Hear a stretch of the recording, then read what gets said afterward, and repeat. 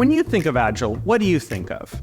I think of product and engineering Scrum team 15-minute stand-ups, or Kanban stand-ups with the advertising operations team debating how many items can we have in progress at the same time.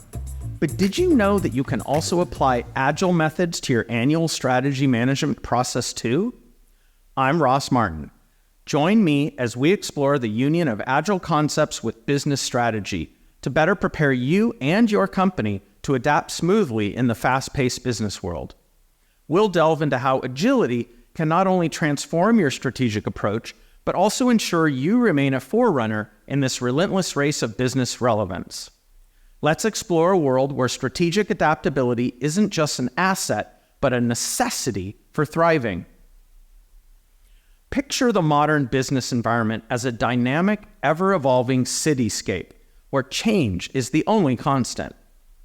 We've heard this phrase many times, but the idea was actually coined as far back as ancient Greece by the philosopher Heraclitus.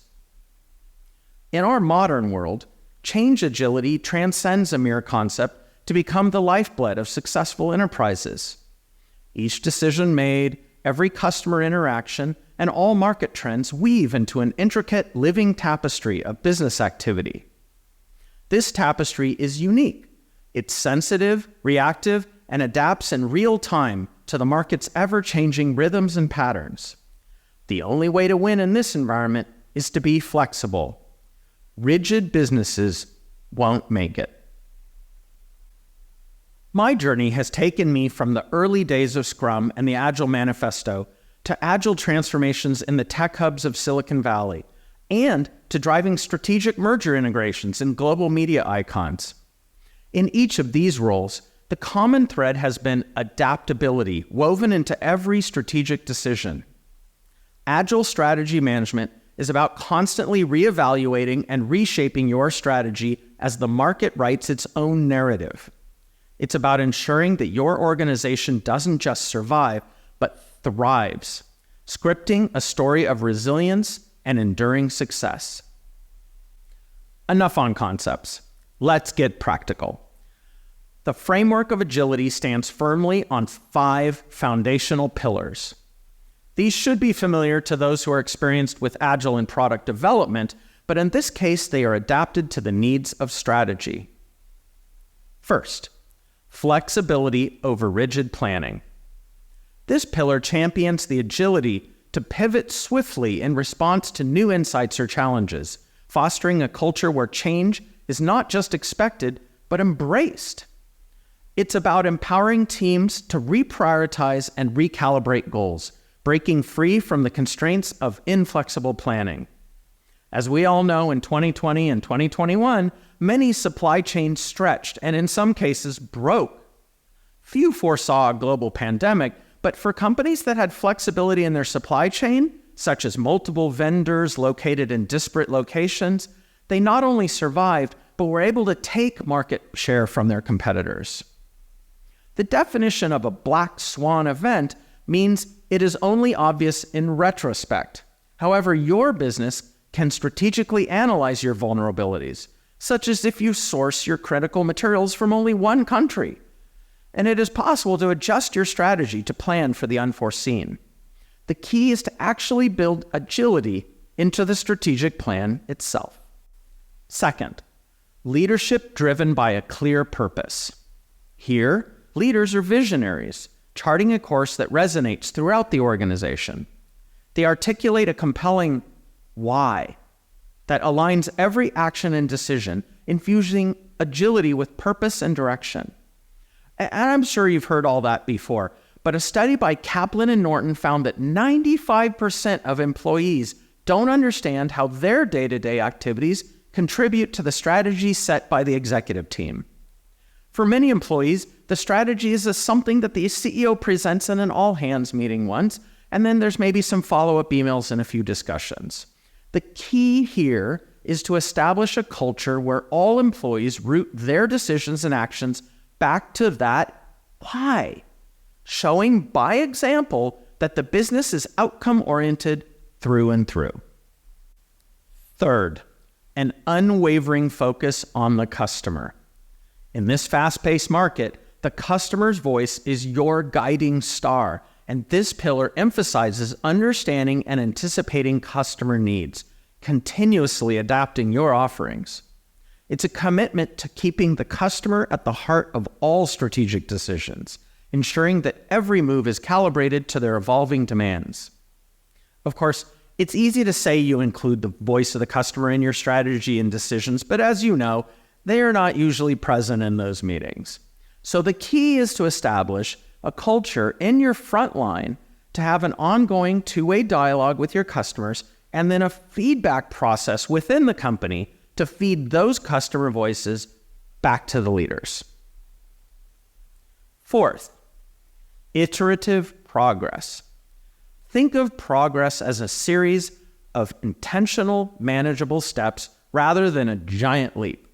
This approach values regular feedback, smaller scale implementations, and consistent improvements. It's about breaking down goals into achievable parts, allowing for more effective tracking and refinement. This pillar is what I think of as the essence of Agile methodologies, and really the best way to tackle any huge issue or goal. Break it into manageable and measurable steps. This is where I have found it essential to include a project delivery professional who is also educated in strategy to work closely with the executives to carve their big, hairy, audacious goal into chunks that can actually be executed by the teams. And finally, a culture rooted in collaboration. Envision a workplace where every voice matters, where cross-functional collaboration breaks down silos. This pillar celebrates diverse perspectives, encouraging idea sharing and collective problem solving. It's a commitment to a shared vision, where collaboration is not just encouraged, but ingrained in the very fabric of the organization. Again, this is motherhood and apple pie, and many companies champion this in their values. But I've seen that it is not necessarily the case with strategy. Often strategy is formed in rooms of 10 executives or less, and then handed down to the next level of leadership to implement. I believe that the most successful companies have a much more inclusive set of participants in strategy planning as well as execution. Obviously, you can't include 100 leaders in your strategy formulation, but there are ways to ensure their voices are heard. Together, these 5 pillars don't just support your strategy, they should form the bedrock of your organization's philosophical approach, essential for steering through the unpredictable currents of today's market. To truly embrace agility is to anticipate and adapt to change even before it manifests. In my experience at a global media company, agility was our guiding star when an expected business partnership escalated into an unexpected complete acquisition of our company.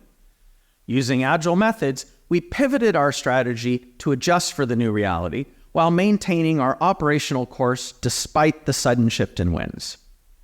Similarly, at a multinational healthcare corporation, we used the Agile pillars to guide us as a whole and within each function as we transitioned from public to private ownership, keeping an eye on the existing business while crafting our new go-forward strategy in the face of a different type of ownership. With the 5 pillars firmly in place, let us explore 5 key actions that can steer your enterprise towards strategic agility. First, anchor every decision in your foundational why. Begin every strategic journey by revisiting your core purpose, and let this why be the compass that guides your decisions, ensuring alignment with your organization's values and objectives. When the organization forgets the why that they're doing something, the what they are doing itself becomes the definition of a success. For example, you bring in OKRs, objectives and key results, because you want your organization to be more outcome-focused. But the executives don't communicate to the entire team why they are implementing OKRs. What's the ultimate business benefits expected once OKRs are fully operational? So then the definition of success for the project instead becomes, we did it. We're now doing OKRs, as opposed to achieving the business outcomes desired by the executives that led to implementation of OKRs in the first place. Second, cultivate an environment of trust. In this realm, trust is the cornerstone of empowerment. It's about creating an environment where employees are encouraged to take initiative, make decisions, and feel a sense of ownership. Transparent communication and a supportive culture are the hallmarks of this action. Now, we all say we all want employees to be empowered to make decisions and improve the business, but I've seen time and time again the words "empower our people" on a slide, and then watch as someone who steps out of line gets their hand slapped, or possibly were just ignored. The team then learns that the mantra is meaningless. Third, promote a culture of continuous learning and improvement. Adopt a philosophy where learning is ongoing and evolution is constant. Encourage your team to stay ahead of the curve, embracing education and innovation. Regularly review and refine your strategies, seeing every challenge as an opportunity to grow. If 95% of your employees don't understand how their work is related to your strategy, then I think it's time to teach your employees about strategy. In fact, they should all learn Business 101. I've participated in high-performing leadership programs, and we were given a broad view of the business from a market, competition, product, sales, operations, finance perspective, and so on, from the company leaders themselves. Obviously, you can't teach 5,000 or 10,000 employees that kind of depth, but I advocate for including education about your business in all hands and smaller, possibly opt-in opportunities. If your people understand what you see as a senior leader, it can transform your entire workforce.